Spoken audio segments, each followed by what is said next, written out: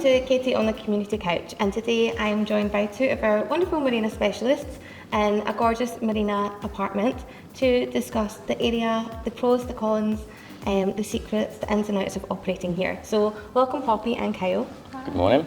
I just want to pick your brains about working in the marina, and I guess the best way to start would be by finding out a little bit about what makes the marina different. What are the kind of attractions or benefits of living here or investing here? Yeah, so I think for residents, what I've found from personal experience as well, speaking to a lot of clients, is they are attracted to the energetic community of the Dubai Marina. I think it's a great entry point for residents. I can talk from experience. Yeah. Yesterday I had a family of 4 who had recently moved to Dubai, and they were looking to move a little bit closer, and after kind of peeling back the layers, put the criteria aside of how big the apartment they needed was, they were looking for somewhere with a bit more of a closer-knit community. I've definitely found that speaking to a lot of people here, they're all kind of in the marina for the same reason. They're looking for like-minded people, and that's usually what you'll find in the marina. Aside from all the stunning views and great location for shops, restaurants, everything, it's a big business hub here. Yeah. So you've got a lot of commercial buildings and a lot of business people here, and it's just a great environment here. Everything's just easy access. I think it's really important when you do relocate to Dubai to find your area where it will actually feel like home. It's different for everyone. I know that I'm a JVC girl and I love it there, and it does feel like a proper community. You obviously are a marina boy, you love it here. Well, that's the reason for moving into the marina. So I used to live in Sports City, which was about 20-25 minutes away.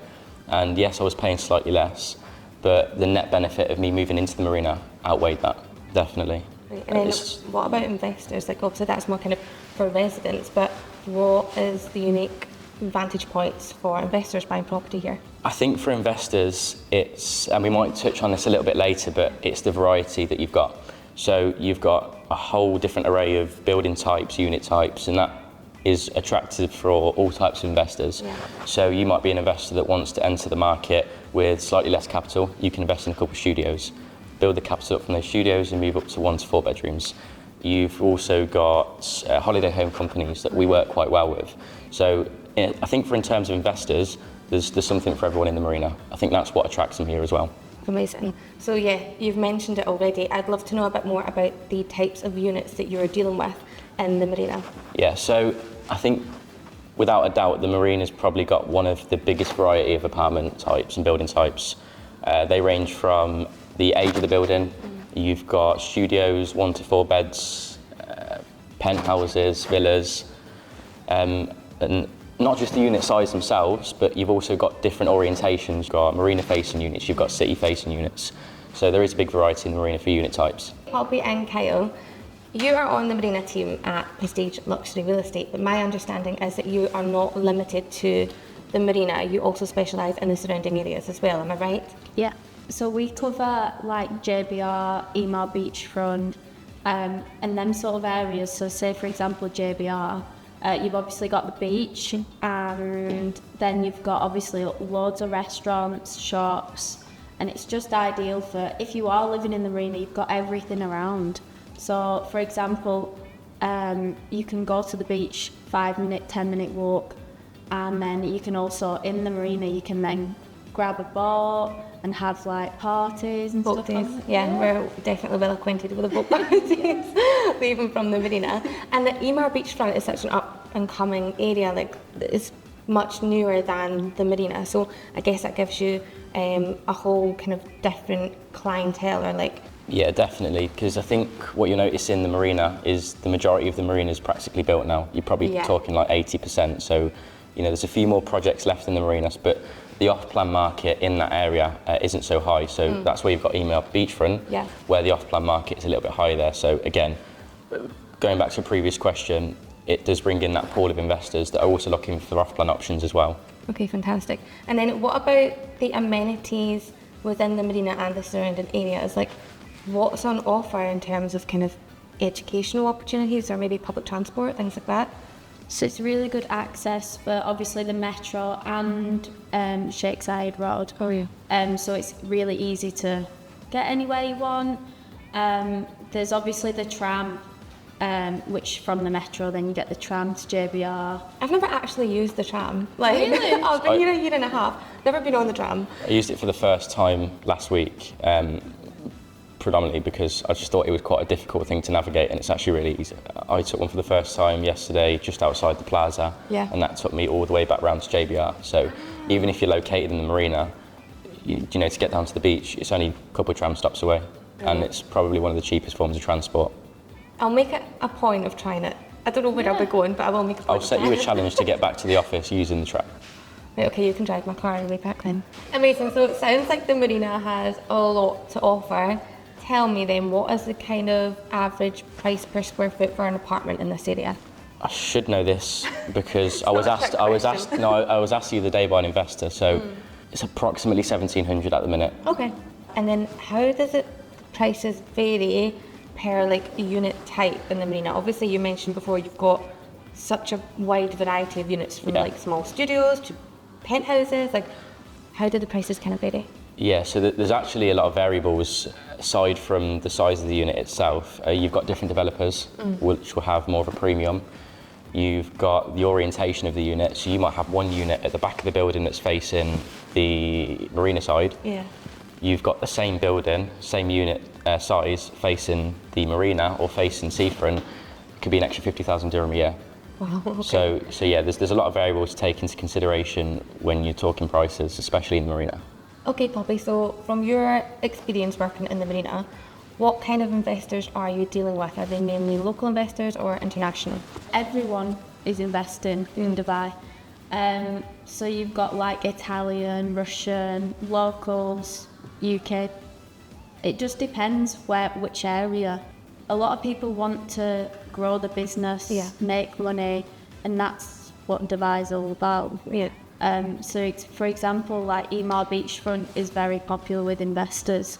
Fantastic. And then in your experience, Kyle, what kind of investors have you dealt with? So I couldn't pin it on one demographic for geographical location. I mean, I spoke to investors that are Italian, French, Russian, UK, like Poppy said, and I think what kind of attracts that different pool of investors is the different options that they've got. Like I said earlier, you can enter the market at a couple of studios, you can enter the market at a penthouse. Okay. And then you've also got off-plan options on Ep8 beachfront, so that's what brings this different pool of investors over to the Dubai Marina. Fantastic. This brings me on to another topic. I think from a recruitment point of view, obviously when I'm bringing people over from the UK, a question that I frequently get asked is, do I need to be able to speak another language? Is only speaking English going to hinder me as an agent? And I always tell them, no, you're dealing with, you know, international investors and clients. Obviously, having a second language is going to be beneficial, but have you experienced at any point being kind of hindered by only speaking English if you're dealing with so many different nationalities? No, not at all. I mean, there's been a very small percentage of times where the communication barrier has definitely been there. Yeah. But I think if you speak well enough English, you're going to be able to communicate with a lot of people. 100%. It's more the accent than anything Yeah. that can be an issue, isn't it? Like, as a Scottish person, I know that I really need to slow down when I'm speaking to them. I don't know if it's something that you face when you are doing viewings and things like Yeah, that. I've definitely been told to slow down on Yeah. the phone a couple of times. Great, so across the marina, JBR, Blue Waters, Ep8 Beachfront, Dubai Harbour, it's quite a lot to cover. What kind of like returns can investors expect across these areas? Yeah, so I mean, as we've mentioned previously, there's such a variety of options in the marina and the surrounding areas, but I think the variables you've got to take into consideration in terms of what to expect Yeah. isn't just necessarily the apartment or unit type you select, which is obviously very important, but you've also got to take into consideration what time you enter the market. So at the minute, we're during summer, so the market tends to slightly decrease in volume of transactions. So I kind of put it to the potential landlords in two ways. Especially now, the marina can get quite competitive in terms of what landlords choose to rent their apartments out for. Now that goes hand in hand with how quick they rent it out for as well. Of course. So what I usually do when I'm consulting is I'll kind of give them two options.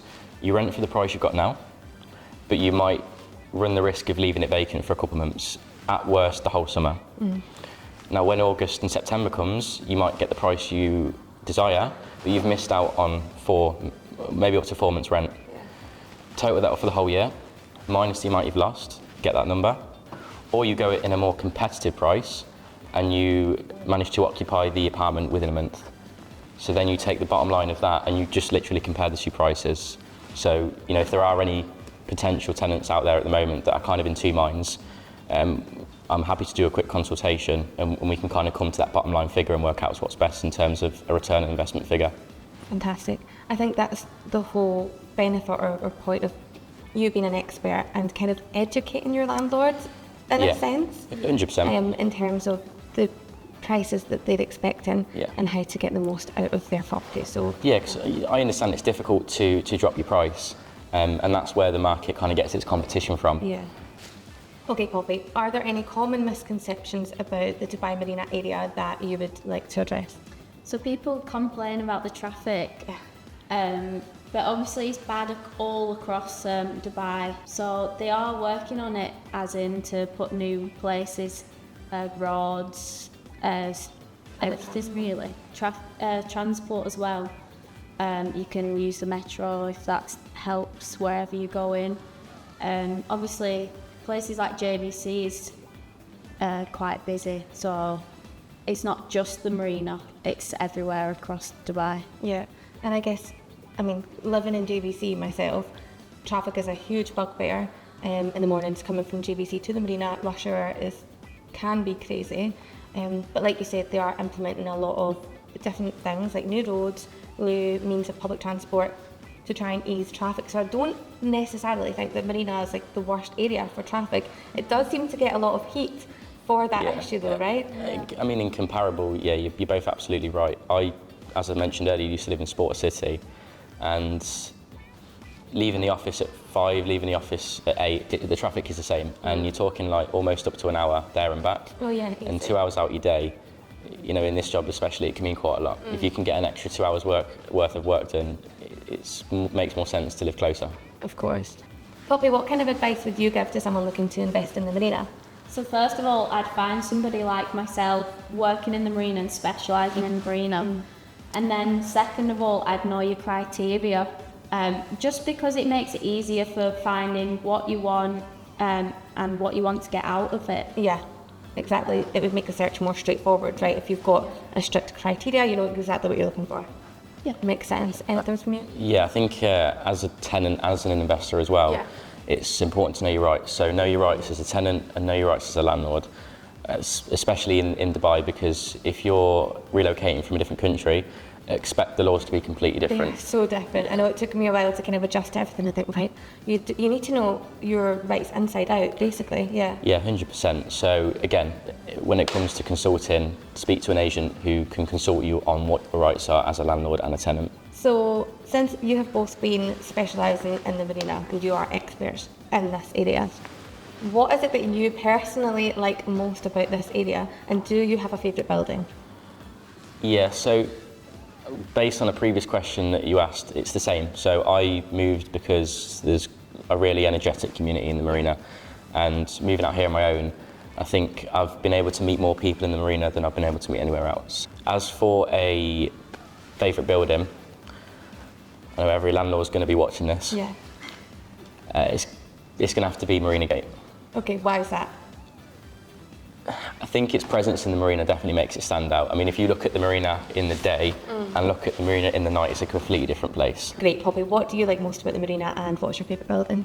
In the marina, like everything's near, so you can just have a walk at night, enjoy yourselves, and it's so pretty, all lit up. So obviously you can do the loop, and then I like just nipping to the beach because it's so convenient. Such a beach girly. I've done the loop a few times. It's not small though. It's like 7 kilometres, right? Yeah. Yeah. Quite a long walk in the heat, but like you say, there's so much along the way that you can kind of stop off in bars and restaurants, which I know. There's probably a cafe and a restaurant and a coffee shop every 10 metres. Yeah, easy. Probably less than that. Yeah. And then what about a favourite building? Do you have one? I quite like Al Sahab, just because it's the location is really good. Yeah. You're like in the middle, and also you've got a view of the marina. Ooh. And especially in some apartments, it feels like you're actually in the marina, like on the water. So it's really nice. Okay, makes sense. That must be the most sought after thing in the Marina area, right? The view. Yeah. Like, no one wants to live here and be looking at the back of another building. Like, you want to be able to see the Marina and everything that it's got to offer. I think that's what commands the premiums and like we spoke about earlier, Yeah. the different orientations of the buildings, because that's such a selling point for each tower. That's where the price differentiation comes in. Thanks, guys. You've given a really wonderful insight into the Dubai Marina and the surrounding areas. Now, if there's someone out there that wants to get in touch for more information on investing or even relocating to the Marina, how do they get in touch with you? Yeah, so for either of those consultations, you can get in contact with me or Poppy. We'll put our details just below. And to be honest, if you live in the Marina, we're happy to meet up. We can do a more personal service and we can meet up, have a coffee. So that's it for today's Katie on the Couch. Stay tuned for next week where we will be covering a completely new area in Dubai. Thank you very much for coming on the couch today, guys. You're welcome. Pleasure to be on.